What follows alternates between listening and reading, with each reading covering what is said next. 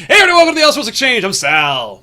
And I'm Joel. Today we're going to talk about where our inspiration comes from, and perhaps on a deeper meaning, where all of inspiration comes from. I'm looking forward to seeing how deep we can get into this topic, this discussion. It's gonna get deep, it's gonna get dark, but at the end of the day, it's gonna be delightful. So there you go. Triple D. This stands for Diners, Drive-Ins, and Dives. With the Guy Fieri of comics, Joel. I thought it was the Smash Mouth of comics. How can I be both? Guy Fieri's the Smash Mouth of food. That's very fair, actually. Now that I stop and think about it, yeah. Man, one time, I think I was at PAX East, and we saw a Guy Fieri cosplayer. Oh, yeah? And I was like, hey, check it out, it's Triple D! And he goes, welcome to Flavortown! And I was like, holy shit. Did he then offer you some donkey sauce? He did have donkey sauce. I didn't get any of it, thank God. That's what he needs to do. Guy Fieri needs to be like the new Santa Claus. If you're really Flavortown, he will come to you in the night and fill your stockings with donkey sauce. Yeah. A friend, actually Ben, ate at his restaurant. Oh, really? It was a garbage fire. Was it really? Yeah, apparently the food was horrible and overpriced and, like, no thanks. I'm sure you've heard the conspiracy theory about Guy Fieri that the only reason he keeps doing that Diners, Drive-Ins, and Dives show is so he can go to other people's restaurants, see how their food is made, and then, like, tweak it just enough for his own menu. Oh my god. I mean, listen, that's a brilliant move, man. I gotta tell you. So we're saying, let me tie it into the topic. Guy Fieri draws his inspiration by stealing it from other people. That's a theory, by the way. It's only stealing if you get caught. And yes, chat, that's right. Donkey sauce is just an aioli. That sucks. I was assuming that the only reason why Guy Fieri does Diners, Drive-Ins, and Dives is because it's probably one of the cheapest shows Food Network can make, and if he didn't have it, he wouldn't be on the Food Network anymore. That's true. Of course, he does have Guy's Grocery Games, which is right. He has frustratingly addictive.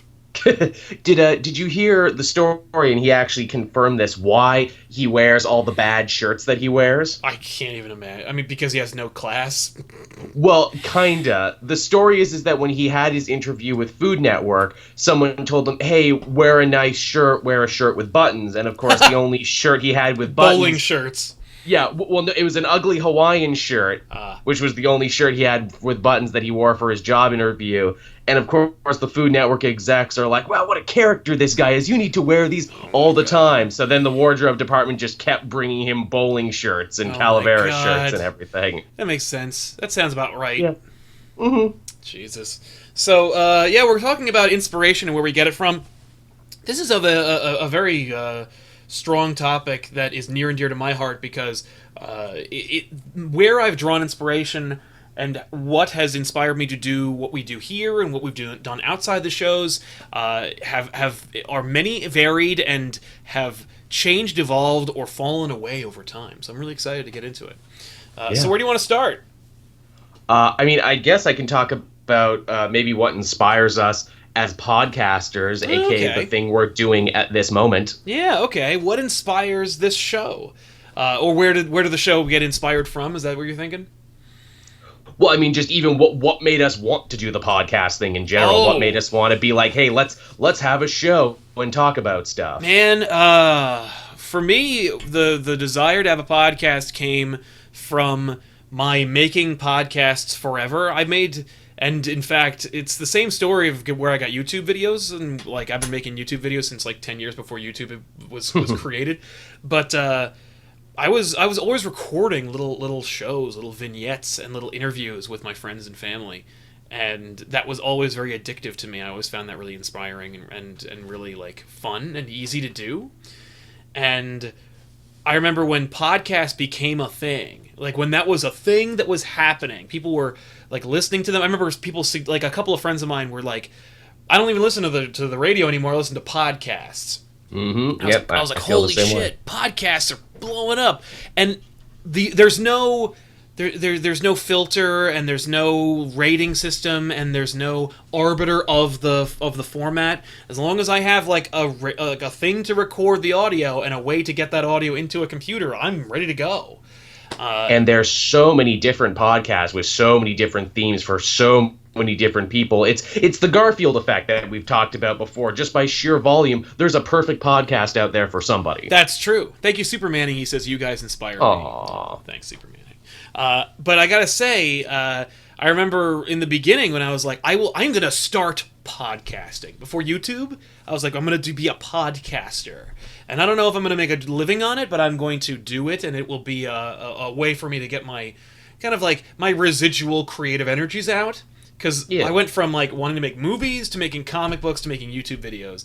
And I never was like, I'm going to be a podcaster, but I always had this like run-off creative energy where I'm like, okay, after working on these comics, I got to start recording audio because I'm constantly thinking and constantly expressing thoughts and ideas and stuff. And so I reached out to some similarly minded people and I was like, dude, let's do a podcast. And he's like, podcasts are fleeting and stupid. I don't know anyone personally who listens to them, and they're a flash in the pan. They'll be gone in a year. So I'm not going to waste my time recording stuff just so I could be on on garbage. Boy, is his face red, I'm sure. I don't know. I will be asking him about it very soon. Neo Gecko from the Super Chat says, hi, Sal and Joel and everyone in the chat. Death to all Funko Pops. There is no inspiration in those little gnomes. I agree. Those things are Beanie Babies, but on a scale that is unparalleled. Beanie Babies, of course, were a phenomenon, but Funko Pops, like, we're going to be building cities on those things because the Earth itself will be made of melted down Funko plastic at some point in the future. In the Mad Max apocalypse, there will be a warlord by the name of Funko who wears armor made of little Funko Pops. Yes, yeah, and they'll only be the Funkos from his personal favorite fandoms, of which there were only thousands of them. In his GameStop lair that he has taken over, where they all have weapons made of, like, discs and stuff. Yeah, exactly. But what about you, man? What made you want to get into podcasting? Well, I was always kind of enamored by the art of radio even before I got into like internet podcasts. I know I was a big fan of the former Spill podcast, now defunct. A bunch of guys from Austin sitting around talking about movies, some with film background, some without. And I really dug this idea where it's like, hey, you can have a conversation with friends essentially, and people will listen and like it, and that will grow a sense of community around it. I always thought that was great. I especially liked the former LEOG, League of Extremely Ordinary Gentlemen, which, again, defunct now. Most of its archives sadly lost to the internet. But one of the guys, Harrison, I met at Seattle this year. Oh, that's and right. I shook his hand and talked to him. He does the Dr. Nerdlove podcast and website. Now, he actually parlayed his podcast success into something quite interesting, into a little empire of his own. Nice. What was that one of your first podcasts you ever listened to? Or it was one of the first ones I listened to religiously. Okay. Like every week, I'm like, oh man, new episode of this. Gotta check this out. Again, it became the new TV. It became the new radio. What was the first podcast you listened to, and then I guess that was your favorite podcast, or your first love podcast? For a long time, it was, yeah. I don't remember what my first podcast ever was. I feel like whatever it was boring and I didn't care. I remember, like, I didn't listen to a lot of them. I remember I was like, there are a lot of podcasts. But there were two that I listened to religiously, and one of them was Comic Book Club. Which you've been lucky enough to been on. I've been on twice, which is like a bucket list dream come true. They also inspire me to do YouTube, so I'll get into them again. But the other show was actually a spin-off from the Newgrounds animated series College University, which is one of my favorite internet cartoons of all time. The guys, Mike and Andy Parker, did this amazingly ahead of its time animated series, College University, about two friends who went to college and the silly adventure. It's very Family Guy meets Simpsons kind of thing. And I think you showed me a little of this, and I'm like, did. wow, this was Family Guy before Family Guy. It was very before Family Guy. I was like, wow. But that was a great show. And then they were like, I think we're going to get into podcasting. So, like, and it was a way for them, because they're both brothers, actually. they used the show as a way for them to like have to get together and talk to each other for like an hour or two. And that was really, really addictive to listen to. I loved listening to them. And they also read fan mail, and that was one of my first experiences getting a chance to actually like see my fandom cross that barrier where I was like, I would send them an email and they would read the email and we would have like a little bit of like a delayed back and forth. That happened to me too with Leon, because they had a whole letters page segment. I remember it was really awesome to get to hear my name read on another show. Yeah, exactly. That was, and for that point, I didn't even think about like, oh, me too. That was me being like, hey, the guys said like read my story or read my comment on their show. Didn't even occur to me that like nobody gave them the keys to the podcast network and told them to knock knock it out of the park. There was nothing that was precluding me from doing that show or from doing a show similar.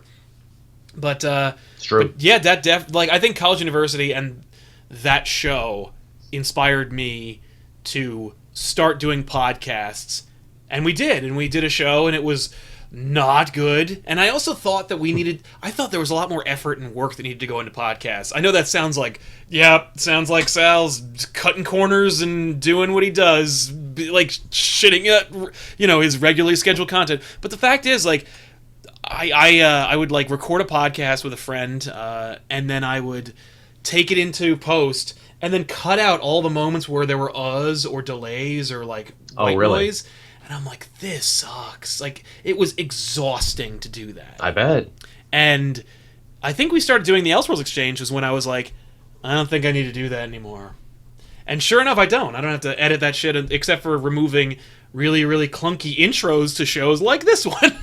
But dumb tish. Yeah, I mean, like, the thing about podcasting in general is I don't think anyone starts as a good podcaster. It's a thing you need to learn, and it's also something that you get better at in time once you also kind of grow closer to your podcasting partner. A podcasting partner is one in a million, someone who it's like you basically know what they're going to say before they say it, so you can let them talk so you're not talking over them. Exactly. No, it's true. There is a great rapport with successful shows, and there's a reason why some shows like don't take breaks or don't have long hiatuses between seasons.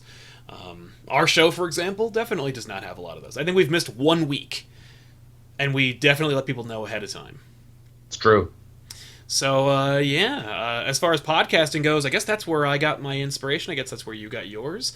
When it comes to the people who inspire us, what made you think that your voice should be heard at all? You know what I mean? Like, who gave you the authority, or who gave you, the stewardship of your own kingdom, That's a damn excellent question. I know, as far as YouTubers go, who kind of made me think like, well, fuck, if he can do it, I can do it too. Mm-hmm. I was a big fan. Well, not even just a big fan, but he was a guy whose career I followed and still follow from when he was just a random guy on YouTube to getting picked up by a big site to doing his own thing now. Movie Bob, formerly of the Escapist, now of Screen Rant, now a bunch of other stuff. His work is, I think he works at geek.com too. I remember when he was just a dude on the internet, submitting his videos to Screw Attack. And I'm like, well, hey man, this guy is really opinionated. This guy makes a lot of nerdy references. We have basically the same reference pool. Well, shit, I can do it. Yeah. I remember Movie Bob. I watched a lot of Movie Bob when I got into The Escapist, and that was thanks to Tiffany, actually. She was like, Zero Hedge is amazing. There Zero Punctuation. There was a golden age. Yeah. Oh, yeah, Zero Punctuation. There was a golden age of The Escapist when they had Movie Bob, Zero Punctuation, Jim Sterling, Loading Ready Ron, and those extra credit guys. They had like a killer block of shows 5 days a week. Man, and extra credits, good call. And Loading Ready Ron. Those guys went over to Penny Arcade. They did. And I was going to say, kicked them right the fuck out. They sure did, but they're doing good online right now. They have their Extra History series now, where they talk about historical events in the same way they talk about video games, and I find that very educational. If I was a history teacher, I'd be stealing all their shit. That's really cool. I like that a lot. It is. What I was trying to say there is, it's funny because like Escape has had a golden age where they had like a bunch of awesome shows every week, and then they ended up firing, kicking out, or pissing off all those people, and now Yahtzee's the only one who's left. Yeah, it's unbelievable. How Okay, so like let's talk a little bit about. I mean, like let me use this as an example.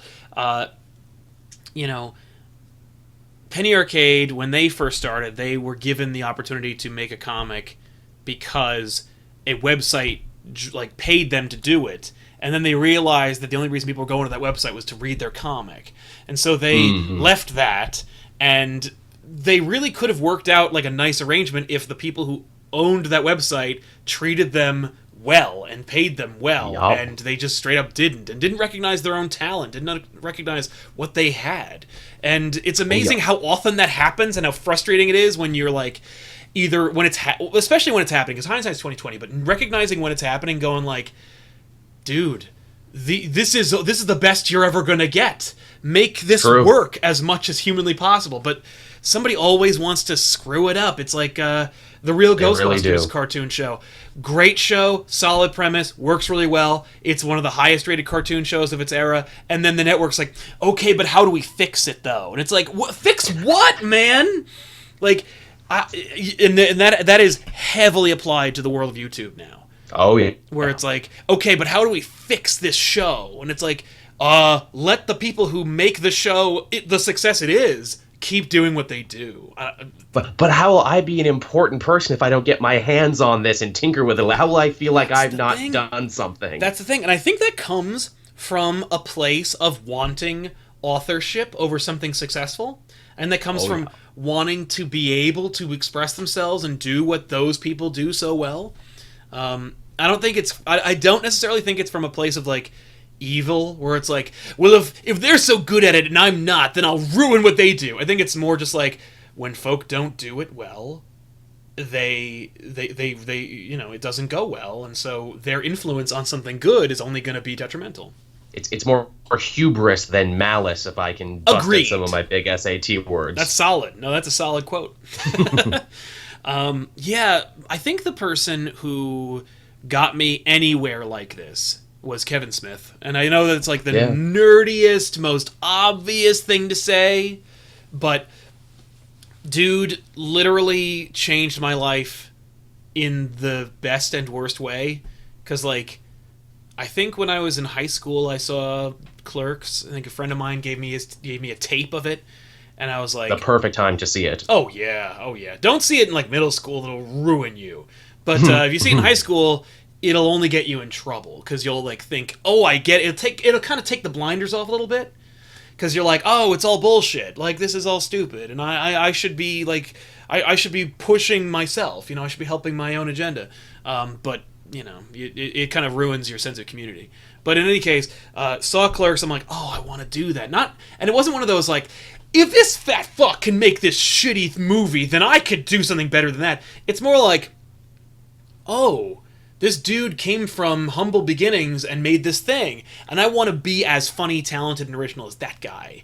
And I'm sure, no doubt, too, being a nerd from Jersey yourself, you felt a certain level of kinship with him that you didn't feel with any other creator. Completely. No, there was I was very much, I was getting into Quentin Tarantino at the time, but he was untouchable. And it wasn't even from a place of like, he's a god. It's more like, I can't even possibly relate to this dude.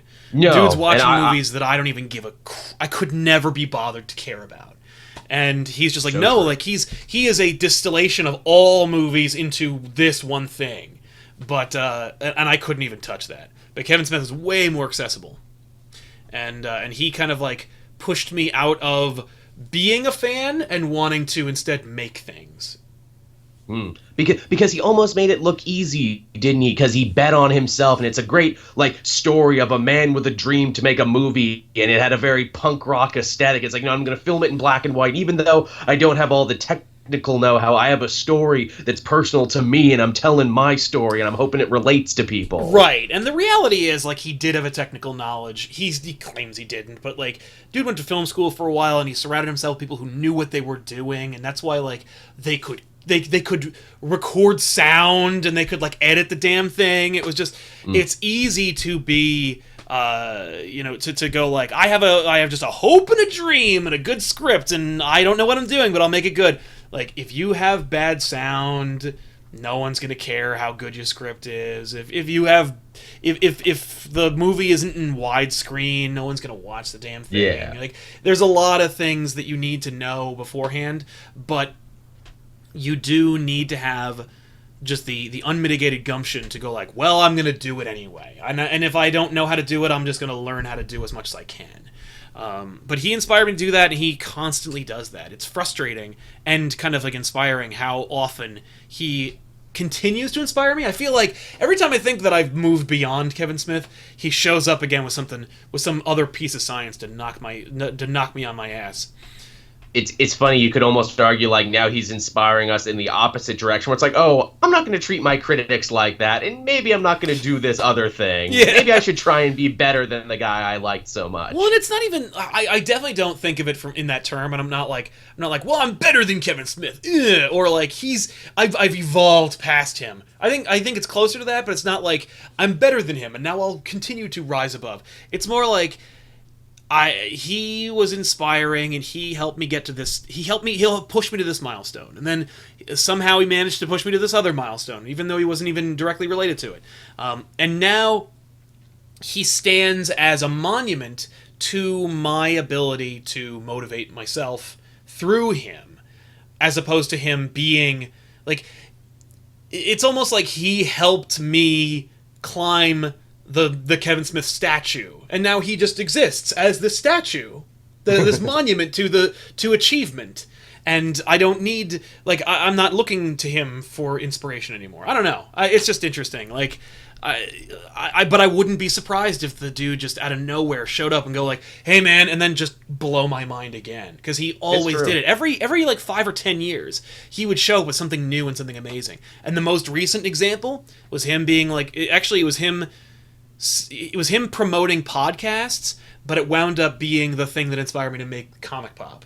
And so you could argue as a podcaster he's actually done a fair amount to legitimize the quote-unquote art form of podcasting and add a little bit more celebrity muscle to it. It's funny. I always thought that he was kind of like late to the party. Like when he showed up, he's like, "Hey, podcasting," and I'm like, "Yeah, man, it's been going on for about a decade or so, like, or at least 5 years." Like, dude. Heck, Fat Man on Batman didn't get a YouTube channel until a couple of years ago, and we both agreed that, yeah, he's really late to the YouTube party. I know. No, like I think the first 6 months we were outperforming Fat Man on Batman on YouTube, and I was like, feels good. That's kind of fun. I better jump on the bandwagon. Hey, Kev, you want to come on my show? It'll promote your YouTube channel. And, that's how it goes. But we should. I guess we could get into the YouTube thing. So we talk about podcasts and what inspired us to want to do podcasting. Is there anything that made you want to get into comics? Because comics to me, they were always kind of like omnipresent in my youth growing up. They were on the cartoons, they were on the breakfast cereals, they were on the toys that I played with. Yeah. So, Superman, I would argue, has been a more net positive inspiration in my life, and gave me more I got more life lessons than Spider-Man than I got from like the Bible. Right? No, that's a big thing. Like, if we want to talk about general inspiration, I think like some of the few people like who inspired my morality are all fictitious and came almost directly from comic books. This guy, not even from my country, the guy who's on my shirt right now. Honestly, as an American, that kind of does me a little proud. Like, I always like seeing Captain America inspire non-Americans, and it's amazing to me how many more non-Americans I find are inspired by Captain America than Americans, and that in and of itself makes me more inspired and makes me kind of like proud to be American, because I'm like, we made Captain America. That makes me happy. Superman too. In any uprising and anything you see in any other country, you're bound to see a Superman symbol there in the crowd somewhere. Agreed. Oh no, Superman. It's funny for me when I grew up, Superman was always unattainable and unrelatable. I couldn't connect with Superman on any level because I didn't really know enough about him and I didn't really understand the character. But I was naturally attracted to Batman, and so I thought I was drawing inspiration from Batman as a result. And by the way, if you're like 12, 13, you read Dark Knight Returns, you will be either trick yourself or actually be inspired to like recognize what manhood is. And certainly that was a big push for me, and that also of course cemented my disconnect with Superman. but I found that like Batman can only get you so far. He really can, because he is himself stunted by design, is That's he the not? thing. Like, Nightwing's almost more inspiring than Batman, because Oh, God, yeah. he evolved past it. He's like, no. Like, yeah, you gave me the training and the cool costume and the tech and the money, and then I moved on past my own parents' city and death. my own love interest, I don't live in the darkness of my own, like, tragedy, you know? And that's kind of cool. I don't fetishize my own sadness, to borrow a BoJack Horseman quote. Yeah, exactly. But Batman helped me get to Superman eventually. It was my rejection of Superman that eventually brought me to a place of total pureness when I eventually did absorb Superman. Because I remember, I think Tiffany was taking a class in gender and comics or something like that. Oh. And and as a result, she had to read a whole bunch of books, Strangers in Paradise and by Terry Moore and a couple other books. But one of them was Superman Birthright, and so I ordered all these books and we read them, and I was like, I think I'm going to read Superman Birthright for the first time. Read it, and I was like, oh shit, I am a dumbass, and I've never gotten Superman until just now. And it takes a lot to get Superman. Like Batman, you can get him at pretty much first glance, but Superman, it takes a bit. And you need to really cherry pick Batman stories that are truly inspiring, as opposed to Batman stories that are like just really cool. They might inspire you to draw or to write, but they don't inspire you necessarily to be like the best person you can. You have to find those stories. You gotta search for them. But with Superman, I was like, oh, I get it, and that actually made me like view Superman through a different lens. As a result, like going back and looking at like when I used to watch the old Superman animated series, and not the Max Fleischer show, which I did watch, but crap, what show was that? I want to say it was the Filmation Superman show. Not Challenge of the Super Friends, the ones before even that. No, after that. No, there was this. Oh, there was after. this '80s Superman cartoon show that Superman was. It was basically just a reimagining of the, like, at that time, current Man of Steel Superman comics. So it was really? it was like the first time you saw Lex Luthor as like a businessman in the animated show and stuff. It was really, really cool, but a really solid show. How have I never heard or seen of these before? I feel because nobody really liked them or watched them, and they kind of like fell to the wayside. They were the Ruby Spears Superman show, and by the way, YouTube them. They're really fun. The animation's pretty solid, and every episode ended with like a little like jokey flashback show where Ma and Pa were looking through the photo album, and then they'd remember a time when young Superman, like Superboy, was growing up, and like his powers usually got him in like a silly situation. You know, like the babysitter was like trying to watch him, and he flew around the room. You know, that kind of thing. But really fun and really cool. But I think it was that Superman that had like that famous like PSA. With Superman being like, hey, you ain't smoking, are you, kids? No, I maybe it was that. I want to say that was part of it, but in any case, comic books were a huge source of inspiration for me as far as developing my own morality, and Spider-Man is the culprit for that 100%. Spider-Man's my Captain America for you. Like, it's... Definitely. Dude, it's funny, every time anybody like talks about like how Spider-Man is like, oh, Cap, you're so inspiring, I'm like, dude, you're the one who gives more inspirational speeches. You're the one who has a bumper sticker quote that you can apply to every situation. You know, like, come on, man. He did it without super drugs. But he did it without, he did it without taking steroids. Captain America, the original doper. Yeah, but comics, it's funny. Comics inspired me to be a better person, but I don't know what comic. I don't know at what point I decided to actually start wanting to make my own comics. I know that when I was a kid, I definitely wanted to emulate that, which I liked. And so I tried to learn how to draw. And when I figured out I couldn't draw, I was like, well, then I can't do comics. And then just abandoned that notion pretty much until, like, a couple years ago when I developed those other comics. What's that quote from the Ren and Stimpy guy saying, hey, don't feel bad. There's lots of people in the animation industry who can't draw. Yeah, exactly. No, it's true. And well, eventually, it was funny when I realized I was like, I can't draw. I guess I could just write. And then I tried to get into novels and short stories and novellas and stuff. But it wasn't until I decided to leave movies behind. I was like, all right, movies movies are hard, and I don't know if I necessarily have a lot of those stories in me, or the stories that I want to tell are too big, and my ability / scope is too small, and like, so what venue can I use that can allow me to tell those stories without having to like have a budget? And that was comics, and I was like, oh shit, and it brought me all the way back. I also had a moment of leaving movies behind. I know I've probably told this story before, but originally, when I came on YouTube, I wanted to be a movie YouTuber, which is why those two things I mentioned as inspiration were movie podcasts and a movie YouTuber. Boom. I kind of fell backwards into comics. I kind of fell backwards into the thing that was always there for me, and hey, 4 or 5 years down the line, I think it worked out. Yeah, I agree. I think that, let me tell you, I also wanted to be a movie YouTuber. And It's crowded, man. I watched Red Letter Media and went, nope, I'm never going to be able to be as good as these guys, and I'm not even going to try. Like, there's nothing that I can say that will be as clever or as interesting or as funny or as well executed as these guys.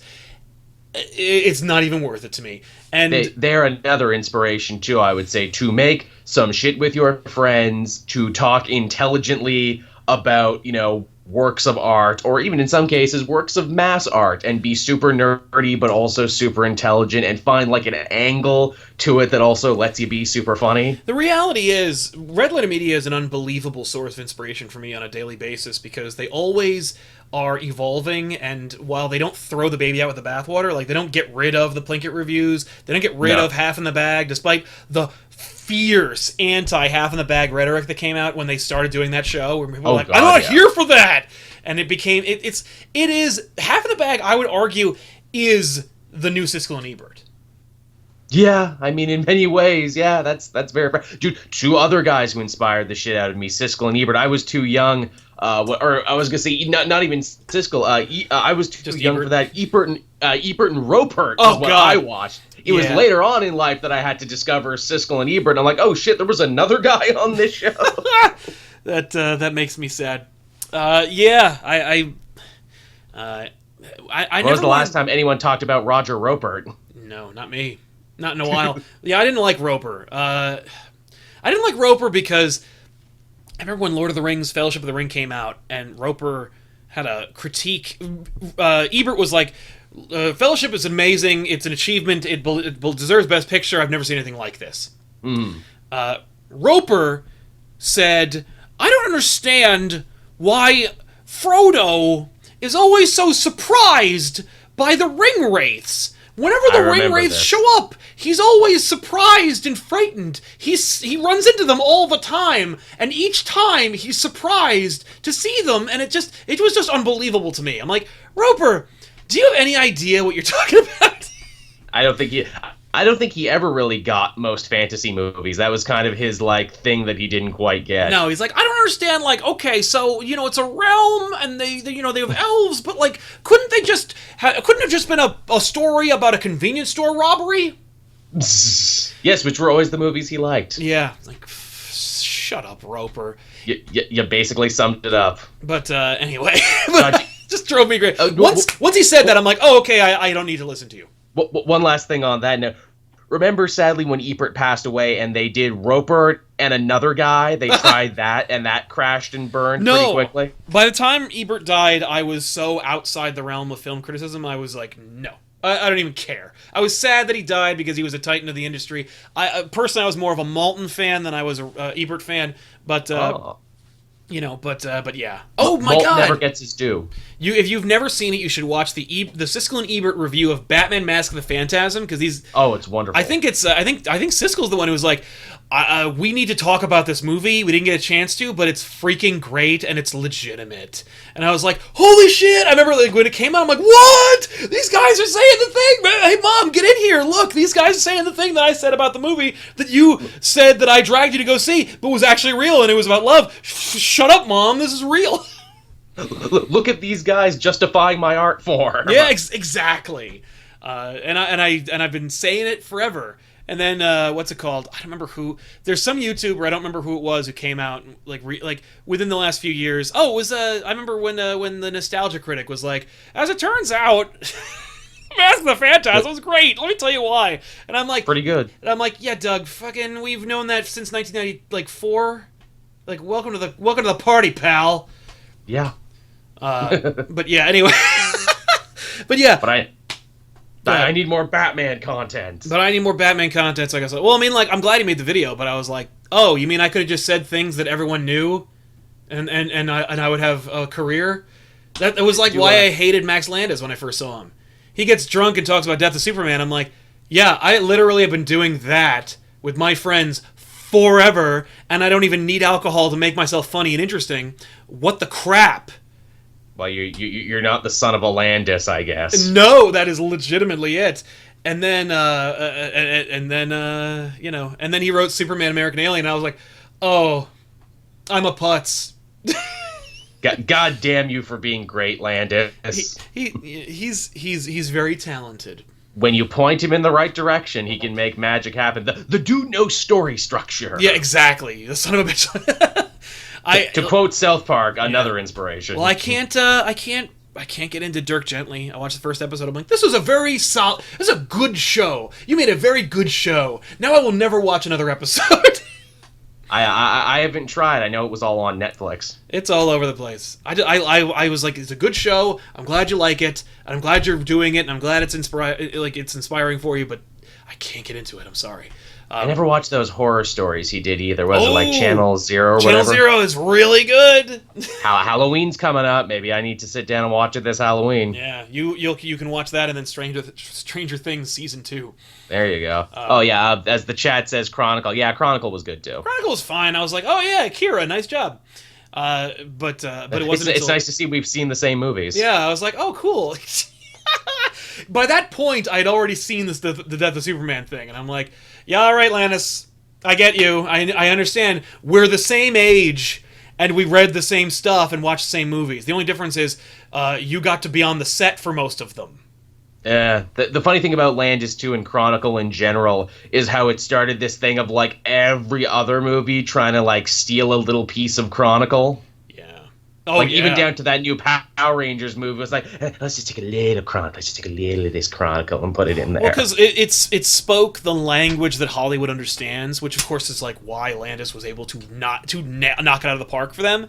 And it's because Hollywood does not get comics. And I can say that, and I'll say it until the cows come home. They don't get it. And I don't mean, like, you know, they don't recognize their relevance. I don't mean that they don't see the money that could be made from them. They just don't get it, because every time they get a chance to do anything with them, I mean, for the first, you know, from the movie serials of the 30s and 40s. To the shit that was made in the 80s and 90s, and even to the lesser extent to the 70s, they were like, I don't know, you know. I mean, the infamous story of Kevin Smith talking to John Peters about where he's like, you and me, we're gonna get Superman because we're from the streets. I'm like, first of all, you're Barbara Streisand's hairdresser. You're guy. You don't know anything. And you might have lived on a street, but you're not from the streets. Like, remember when Sam Raimi made Spider-Man, or was making Spider-Man, yes. and they were like, you don't understand, he read the comics when he was a kid. And I'm like, first of all, I've met a lot of people who grew up reading comic books who should not be making comic book movies. It's true. I'm not saying that Sam Raimi made a bad one. I'm saying that, like, just because that was his prerequisite. Kevin Smith was given the contract to write a Superman script because he showed that he can make that he knew something about them, which is more. They gave it to the first guy who said he knew something. Well, it's more than anyone than anyone in Hollywood could argue they did. Like Tim Burton's quote about where he's like, anyone. I think the quote was, anyone who's ever seen my work knows that I would never read a comic book. That's a quote from Tim Burton. And it's like, yeah, sure man. Is. Like, yeah, no shit. And it's like, that is the mentality of Hollywood. They don't get it and they don't care. It's not their language. They don't speak it. Well, and they're like, okay, well, yeah, well, that exists. But how can I make it mine? Exactly. You know, how can I make... I know Superman is iconic and he looks... And he's got this look. And it's literally been translatable through radio. And yet I still want to make it like... I want to manipulate it to make it mine. And it's like... Oh, yeah. What arrogance And anyway, but my point was about that was Landis is like, Hollywood doesn't get superheroes, but I do, and I get Hollywood. So he's he's the perfect person to marry those two genres together. He's an interpreter. Yeah, exactly. He knows what they want to hear, but he also understands why they work. And so he's got the name cachet and the muscle to make it work. I mean, the name cachet. John Landis made great stuff. I love his work, but he also made like The Stupids, and he has a really like infamous blight on his career based on the Twilight Zone movie. Like, there's that. I mean, like Steven Spielberg like distanced himself from him. Like they're not friends anymore. Like there's a lot of you can't just walk into Hollywood, knock in the door, and go, "I've got a script for a superhero movie, and my father's John Landis." Like, kid had to work. I get it. Absolutely. But anyway. You know whose Hollywood story I always liked and I always found kind of inspirational? In fact, I was going to talk about this on the Guilty Pleasures episode, which we still might do in the future. Yes. Darren Ling Bausman, who you may remember as like the guy who did the majority of the Saw sequels, then did Repo, the Genetic Opera. Most people don't know his story and how it's kind of amazing. He came to Hollywood as a nobody writer. Mm-hmm. You know how he got his foot in the door? You know how he got people to start like taking meetings with him and giving him work? No idea. He and his buddy made up a fake movie and circulated it around Hollywood and got all this buzz as the creators of this movie that did not exist, that had all this award buzz that didn't exist. That's weird. How'd they do that? Fucking amazing, right? Yeah, that's amazing. I'm always inspired by, and I love the stories of people who circumvent the line. You know, people who figure out a way to get in without going the traditional route, but also without, like, blowing people in back alleys. That, as the chat already jumped to. Yeah, just like Dan Slott, how he got into Marvel Comics. He just said he was a college student, got the college internship, and then just worked his ass off and did a really good job until they were like, you know what, we're gonna make you an employee. When does your term end? And he's like, I haven't been a college student for 2 years. That's awesome. And they're like, oh, well, congratulations, Dan, you're in, and we'll never let anyone else get in that way again. That's the thing about these kinds of stories. Everybody who like gets in through some secret way, they plug the hole behind them. Gotta close that loophole, make sure no one follows you. The funny thing about Bausman, too, is, again, he made the majority of those Saw movies, but what he really wanted to make, he was a big fan of, like, musical theater and goth opera. He wanted to make a big-budget, like, horror movie opera, which he did, Repo the Genetic Opera. Yeah. And it was amazing about that is that when he was making Saw 4, he purposely went out of his way to get a bunch of sets made and a bunch of props made so he could reuse them out the back door for the other movie. Yeah, no, I heard that. The one he was really interested in. And, like, he no shame about it, too, on the commentary for 4. It's like, yeah, hey, and here's another shot I stole for Repo, and here's another set that I repurposed. Yeah, they told me to stop doing it on this day. Yeah, that's fair. And then he crowdfunded a whole movie on his own, The Devil's Carnival, which wasn't as good as Repo, but still pretty amazing how the dude's like, hey, I'm going to make the Hollywood system work for me and for what I want. Exactly. By the way, Getting Artsy with a Lobster says, all right, I didn't miss it. Belated birthday wishes to Cape Joel. That's right, it was Joel's birthday not too long ago. Aw, thanks, Lobster. And thank you very much, Artsy with the Lobster, man. You rock. I'm always inspired by people who go, like, who just at some point or another go, fuck it. You know, there's a here. Let me tell a little story about my childhood because I like to do that in every show I do. Please do. Where when I was a kid in high school, there was this.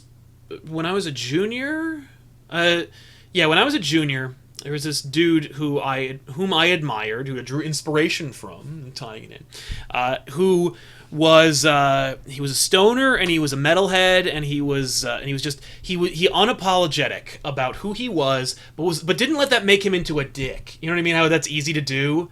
You know, where it's like there were two people actually in my high school who did the exact same thing. One was a total cock and the other one was a completely cool guy, because one of them was like took the Howard Stern approach where it's like, I call it like I see it and I don't pull punches, and it's like, yeah, and you're also a complete dick about it. The other guy's like, yeah, I'm not a liar. And it's like, right on, I can't argue with that. And like, it really is about intent and the way you present yourself. It's a hard line to walk. Not everyone can do it. Some people think they're doing one, but they're actually doing the other. But this dude who I admire was just a really cool dude, and he really had no tolerance for bullshit. And when you're in high school, that is what the building is built on top of. So there's no escape from it. But good kid, worked hard, he had good rapport with his teachers, so he was able to like kind of circumvent some of the bullshit. But it was still very stifling and frustrating for him. And I remember one day we were in the cafeteria, and very quiet, he wasn't a very quiet dude, but he was very quiet at the moment, and then he just put his fist through the table. And he just out of nowhere, and he wasn't like near anybody, he didn't like put anyone at risk, but he put his fist through the table. And just broke that table. And everyone, not everyone in the lunchroom, but everybody around him was like, just took a step, or took a moment, took a breath, and then he just very calmly and very quietly went, whew, and then he left. And this was his art. This was his performance piece. No, it was his wake up. And when he came back the next day, he was wearing a bathrobe, and he declared that day at school was fun day. He's like, it's fun day. It's a day where I'm only going to have fun. And if I want to go to class, I will go to class. And if I don't, I just won't. And he was social enough and well-liked by his teachers enough to be able to get away with that. And it's you get to earn that. People don't think they can get away with that. You have to earn it, and you have to work for it. But you can earn that if you have... Basically, he reached a threshold... And when he hit that threshold, he was like, that's enough. Went to school in a bathrobe next day and just had a good time. He drove a little RC car through the school, with him. So, like, basically, like, that was his familiar. And was he a John Hughes character? Right, exactly. So he was like, that's enough. Had a nice day, and it just had a very nice day. It was just really, really cool. And he wasn't like, it wasn't in anyone's face. He kind of had like a very Peter Gibbons kind of like Office Space Zen moment where he was just like, he just didn't let it bother him, like a duck's back, just like walk through school like the Big Lebowski, and but unlike the Big Lebowski, dude kept his chill and just completely like walked through it like a ghost. And declared it was fun day, and just had fun, had like improv games, like went into the cafeteria, and he's like, okay, now we're gonna start doing games. We're gonna do little like relay races and stuff. Just completely turned it into like an event, and I was so inspired by that moment, and I was so like in awe of him, just unapologetically being him. It's not Ben, everybody, by the way. Ben was in my grade. He would have been grounded. But when that subsided, by the way, next day, totally fine, like it never fucking happened, by the way. But Fun Day always stuck in my mind, and so the next year, when I was a senior, I was like, I wonder if we'll ever get to do Fun Day. And I remember one day I hit the wall, I hit the threshold, and I, not thinking about him or wanting to do that, but I almost put my fist through a table. Like, it was that point. I don't get violent, I don't hit things, but I had this moment. I was like, I need to take a step back because it's time for Fun Day. And the next day, I was like, I'm done. So I went to my teachers and I was like, listen, I'm not gonna be in today. And they were like, oh, okay. Will you be? Are you going on a trip or something? I'm like, no, I'm not. I'm just not gonna be in. And they were like, right on. And so I didn't wear the bathrobe, but I did like keep it very chill. And I improvised games, and I basically just like, I brought a cooler in, I filled it with all my favorite sodas and Hot Pockets. I used the teacher's lounge microwave, and I just set up camp in the cafeteria. We used to have like this big TV VCR that like was gathering dust sitting in a corner. All the schools have those. Yeah, I brought Terminator 2 and Ghostbusters, and I just rolled them in front of the table where I like to sit, and just put them on and watched movies that I enjoy and ate from my cooler. And anyone who wanted to hang out with me like did and just joined me. And it got to the point where like we did Fun Day twice that year because we had a really like dickish administrator. And which was funny because when we did Fun Day the second time, he called me into the office, and the principal, and he goes, crusty Dean Bitterman. Exactly, Dean Bitterman. And by the way, like at the end of the second one, I'm trying to remember what the hell. By the second fun day that we had that year, basically the entire student body was involved in some way. Of course. They were like, "Did you see what's happening in the cafeteria?" Like we had like a little boombox playing music and just hanging out and stuff. It's infectious. It was like a little mini suburban Burning Man, or Coachella, if you will. Law and order is breaking down in this school. Yeah, but at the end of that day, the principal called me into his office, not to ream me out or give me a hard time, but he said like, people had more of a response and reception to Fun Day than most of our homecoming events. And why wouldn't they? Yeah, and he's like, can you help me organize Fun Day like as an institutionalized school holiday? And I was like, that ain't what it's about, man. And then I left. So what it's about. Again, you became the John Hughes character. I was the John Hughes character. I was like, that ain't what it's about, man. And I walked out. And then you ran through a bunch of backyards. Yeah, exactly. No, it was just but Fun Day was like, you reach a threshold and you need to be like, I gotta do things on my own terms, and I don't need to do it every day because that's egregious and that's selfish and that's frustrating, and that's how societies break down. But if there's rules, Smokey, this isn't Nom. But if you got like a really like if you reach that threshold, you know, like either you're gonna go crazy or you gotta like let off steam and like. You know, I think that was a very productive way to do it, and it was very inspiring for me. And I've applied that logic to like my whole like outlook on everything. Like if I reach a limit, I'm like, I either gotta like I gotta step away and I gotta do something else, or I either gotta do something else, or I gotta like do it on my own terms. You know, that's funny. That makes me think of my own schooling. Growing up, I didn't go to high school a lot, but because I read the textbook, I made it okay on tests, and like I was able to get by. Right on. It was funny. The class I was in the best in was media studies, which was the class I had first in the morning. That's ironic. It is, and of course I aced it because I'm good at media. And my teacher pulled me aside one time and said, "Okay, Joel, here's all the days you've been late. Here's your grade, highest in the class. It looks like there's some payola going on here or something." And I'm like, "Sorry, man." Yeah. And I think that pissed people off, where it's like, how can you not come in and yet still pass all the tests and do better than me who's been here? Yeah, no, well, that's the thing. It's like, if you have a passion for it, you're gonna be better at it. By the way, Getting Artsy Luster came back to the Super Chat and said, if Joel streamed here, I'd donate with this, but I guess wishlist stuff will do. Aww. That's very nice. Thanks, man. That's nice. But yeah, it's funny. Just where inspiration comes from. It comes from the strangest of places, and or the most obvious of places. And you shouldn't be. If we can talk about like a little bit of advice, you shouldn't be like afraid about where it comes from, or like get upset if it came from like an obvious place. You know, like it's true. YouTube, the places that inspired me to do YouTube and how we do our shows. You know, yeah, like SourceFed was a huge inspiration for us. Red Letter Media was a big inspiration. I just missed SourceFed, too. Like, so many people were so bummed about SourceFed, and I'm like, I never even knew what they were about until they were gone. You know what's funny? You missed it, actually, by a longer margin than you thought, because SourceFed was great, and then it wasn't, and then it was canceled. Oh, that's and, like, always shitty. Before it was canceled, it was getting a little better, you know, but, like...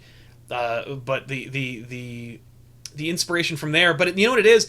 It wasn't like, well, these guys have beanbag chairs, you know, or these guys have like they live in California. No, it's just like if you have talented, smart, funny people and you put them together and they're able to make something pure and real, then that's the best way to do it.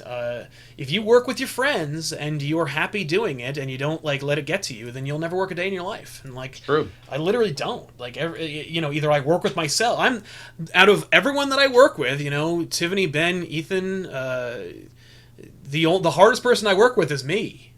You know, the biggest pain in my ass is me. I feel you. I'm in much the similar boat. It's funny. In a way, Sal, you inspire me because I think in this YouTube gig, like, wow, Sal is good at what he does and he's an adult is another thing. Like he's got his shit in order. Like, man, if I work really hard at this YouTube thing, maybe I can have it as good as ComicPOP has it, making it look easy. Well, thank you, man. By the way, Storm King in the super chat just giving us giving us a little donation. But yeah, I thank you, man. I really appreciate that. The thing about adulthood, because I'm not an adult. I was at the store the other day, and this lady said to her daughter, she was like, "Get that thing," and she's like, "Where is it?" She goes, "It's by the man." And I was like, "I'm a man." Usually it's like it's by that guy or by that kid or by that dude, but like hearing somebody say like it's by that man, I was like, who, me? No, I'm not a man. I'm a man child. I'm a man boy. I live a Peter Pan existence, don't you know? Exactly, but like being an adult is just faking it in public. I guess it has to be. So I had a similar thing when I was out in Victoria. I took my young cousins out for ice cream because there was a place like right down the way, and there was like a particularly large cone because of course there were multiple scoops because that's what the kids wanted. That's how they roll.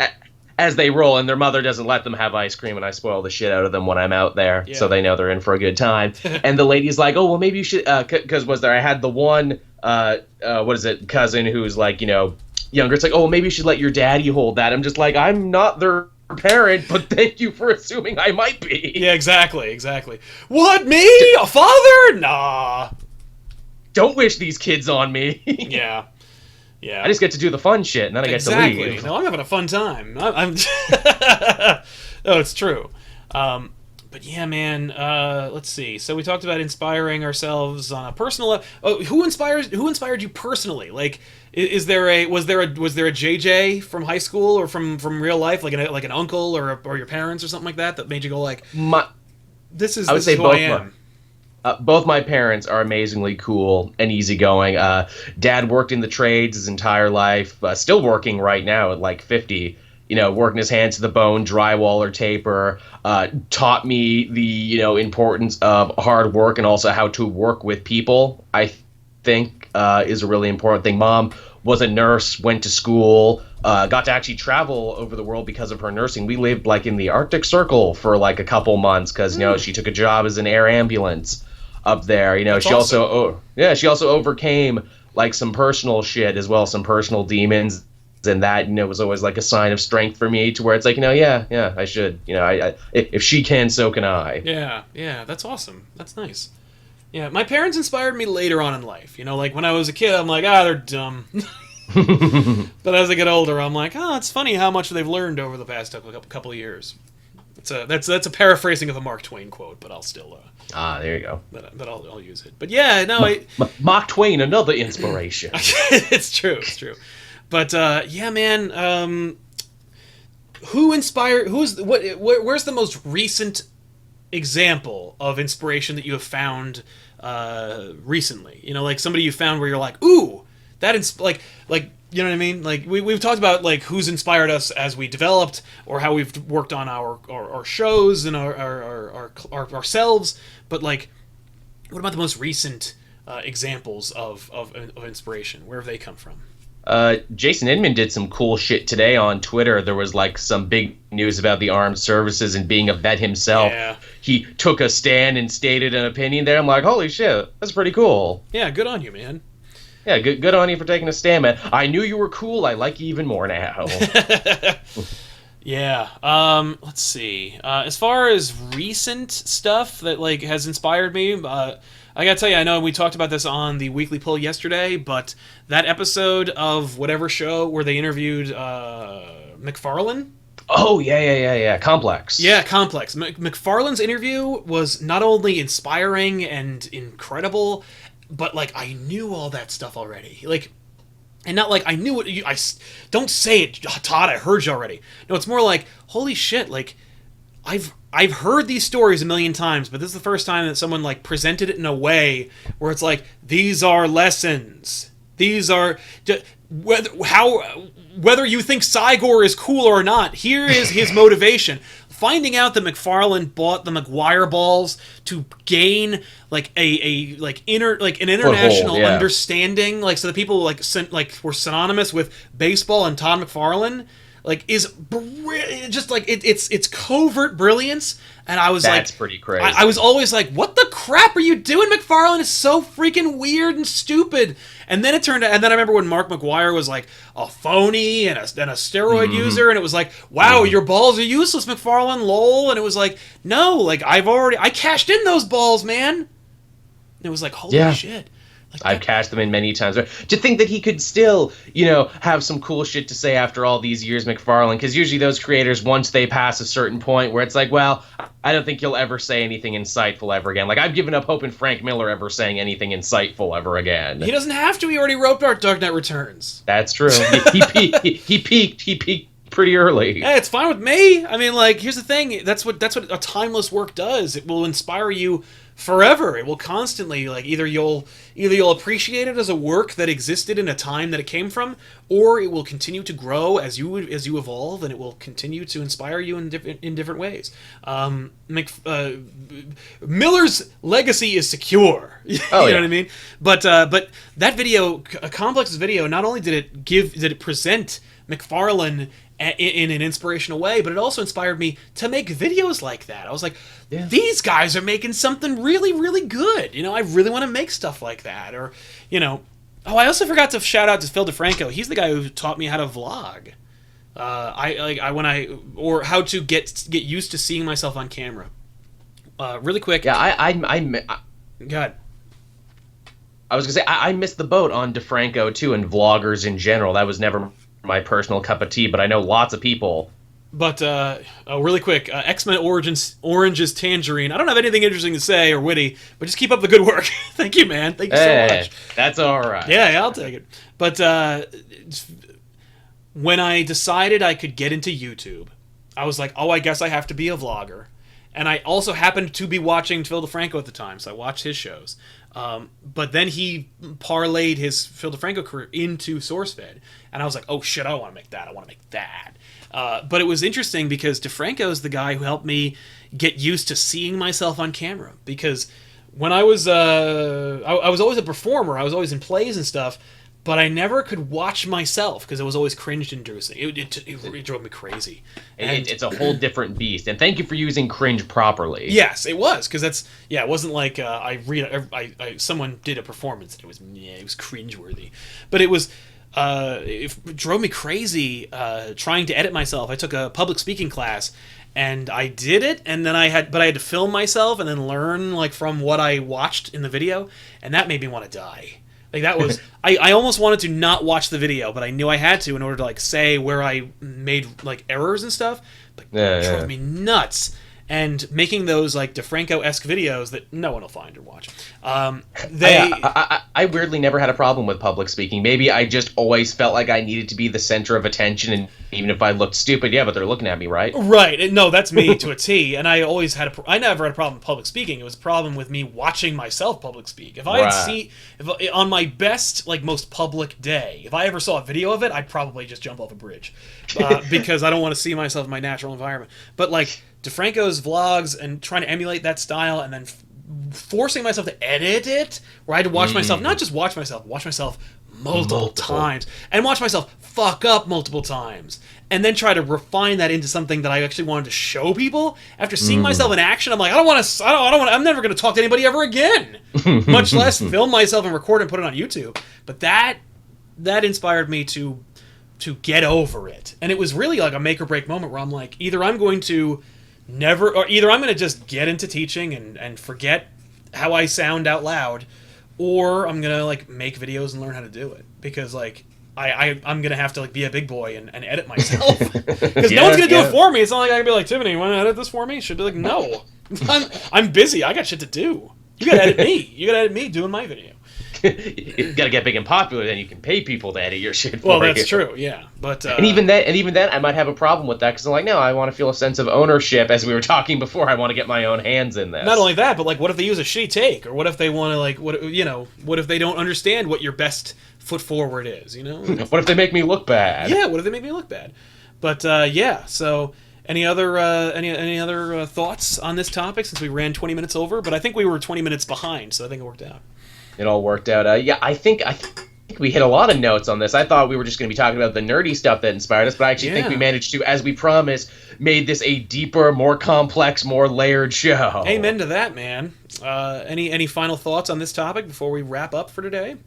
No, I think we killed it. I think the audience will know us a little better now, and vice versa. Yeah, I agree with that. Thank you. Well, thank you, Joel, for coming up with this topic and giving it to our audience. And I want to thank our audience for hanging out with us and listening to us ramble on about ourselves for about an hour. And we'll see you guys next week with another episode of Elseworlds Exchange. Before we go, don't forget, this is a podcast that you can vote for. If you like it so much, go to podcastawards.com, vote for us. Also, vote for our sister show, The Poll, and the Weekly Poll. Joel, what's happening on your channel that you can check out?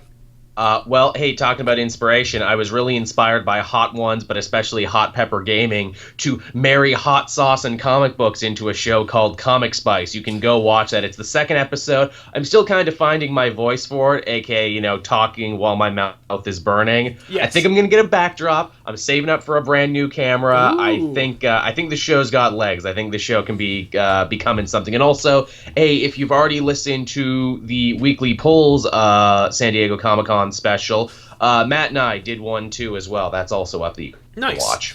Well, today is the last episode of Back Issues that will feature the Red Couch.